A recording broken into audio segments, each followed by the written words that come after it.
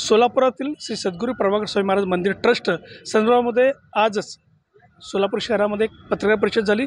त्याच्यामध्ये धर्मादाय आयुक्त जे पुणे येथे स्थित आहे त्यांच्याकडनं जो एक निकाल आलेला आहे त्या संदर्भात येथील असलेल्या ट्रस्टींकडून एक माहिती मिळालेली आहे।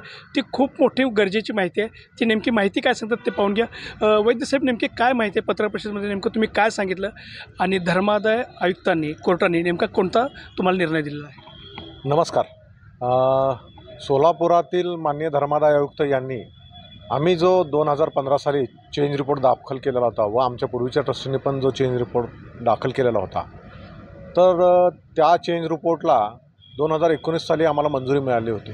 पण काय झालं की काही बोगस व्यक्ती जे आहेत, मंदिराशी ज्यांचा काहीही अर्थार्थी कसलाही संबंध नसलेल्या व्यक्तींनी आमच्या चेंज रिपोर्टला चॅलेंज केलेला होता व तसेच आमच्यानंतर एक त्यांनी बोगस चेंज रिपोर्ट देखील खोट्या कागदपत्रात बनावट कागदपत्र तयार करून त्यांनी दाखल केलेला होता। तर अशा मंडळींच्या विरुद्ध सोलापूरच्या कोर्टामध्ये, धर्मादाय कोर्टामध्ये 2019 साली त्यांच्या विरुद्ध निकाल गेलेला होता व दोन्हीही निकाल आमच्या बाजूने गेलेले होते व त्यांनी जो दाखल केला होता जो चेंज रिपोर्ट होता हा त्यांच्या विरुद्ध निकाल गेला होता।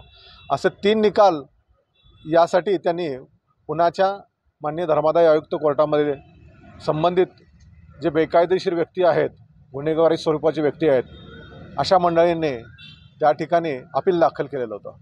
तर सदरच्या तिन्ही अपिलावर सुनावणी होऊन मेहरबान चॅरिटी कमिशनर श्री राहुल मामू साहेब पुणे यांनी त्यांचे संबंधित विरोधकांचे तीनही जे अपील होते ते फेटाळून लावलेले आहेत। तसेच आमच्या बाजूने जे दोन्ही निकाल लागले आहेत सोलापूरमध्ये ते दोन्हीही निकाल कायम ठेवलेले आहेत। नेमका कोणता निकाल झालेला आहे? खरं यापूर्वी आमचे 2 ट्रस्टी होते, तर ते ट्रस्टी जे आहेत, तसंच आत्ता विद्यमान आम्ही जे आहेत, मी उदय वैद्य, त्याच्यानंतर मुख्य trustee Shri Dattatray Deshmukh, managing trustee Shri Balkrishna Shingade, तसेच श्री वसंतराव बंडगर असे विद्यमान 4 सध्या ट्रस्टी आहेत व अजून एक आमचे ट्रस्टी होते श्री अंबुरे साहेब, तर ते वारलेले आहेत। तर आमच्या ह्या आत्ता विद्यमान ट्रस्टींना त्यांनी चॅलेंज केलेलं होतं व स्वतःचा पण बोगस एक चेंज रिपोर्ट संबंधित व्यक्तीने दाखल केलेला होता। तर या सगळ्यांवर पुणे कोर्टाने आमच्या बाजूने निर्णय दिलेला आहे व संबंधित व्यक्तीच्या विरुद्ध निकाल दिलेला आहे। आम्ही ज्यावेळेस 2015 साली आउटगोईंग ट्रस्टींकडनं चार्ज घेतलेला आहे तेव्हापासून ते आजपर्यंत आमच्यावर कधीही मेहरबान कोर्टाने कसल्याही प्रकारची बंधनं घातलेली नव्हती। पुणे कोर्टामध्ये एका अभक्ताने व मंदिराशी संबंधित नसलेल्या काही व्यक्तींनी पुणे कोर्टामध्ये आमच्यावर, आमच्या कामकाजावर तुर्तातुर्त मनाईसाठीचा एक अर्ज केला होता।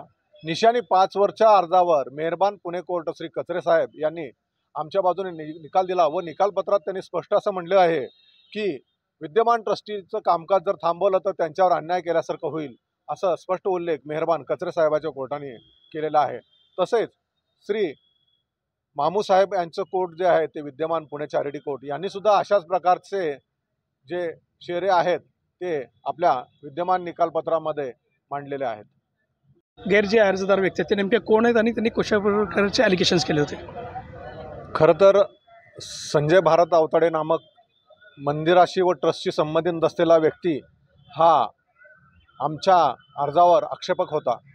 त्याचा आणि ट्रस्टचा कसलाही संबंध कधीही नव्हता, कधीही आजपर्यंत पण नाही, यापुढेही नसणार आहे।